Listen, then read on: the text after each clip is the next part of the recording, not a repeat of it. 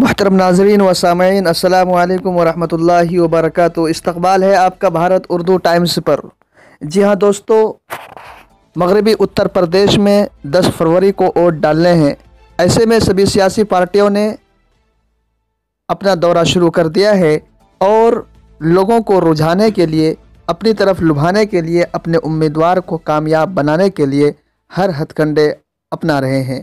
جی ہاں دوستو، آج 29 جنوری دیوبند میں ملک کا گرہ منتری وزیر داخلہ امت شاہ بی جے پی امیدوار کے حق میں ووٹ مانگنے کے لیے گئے تھے، لیکن ایسا کچھ کیا ہوا کہ انہوں نے چند منٹ بعد ہی اپنا راستہ چن لیا اور وہاں سے وہ چلے گئے۔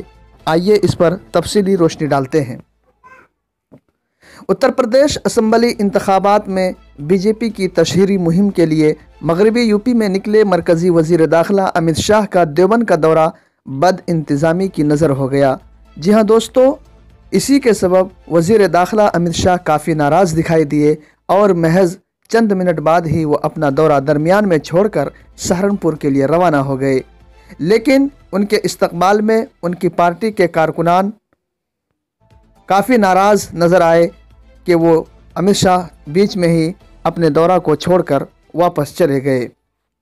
حالانکہ اس سے قبل انہوں نے کچھ دکانداروں اور لوگوں کے درمیان بی جے پی کے تشہیری پمفلٹ تقسیم کیے اور لوگوں سے بی جے پی کو کامیاب بنانے کی اپیل کرتے ہوئے سماج وادی پارٹی کو تنقید کا نشانہ بنایا۔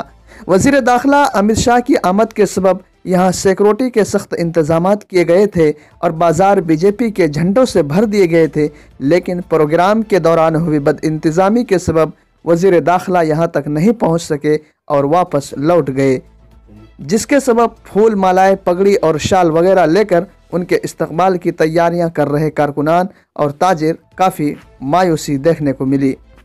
جی ہاں دوستو، میٹنگ میں منچ کے صوبائی نائب صدر ٹھاکر سریندر سنگھ نے کہا کہ وزیر داخلہ کے پروگرام میں بد انتظامی مقامی انتظامیہ کی لاپرواہی کا نتیجہ ہے، جس کے سبب کارکنان کو سخت مایوسی ہوئی ہے۔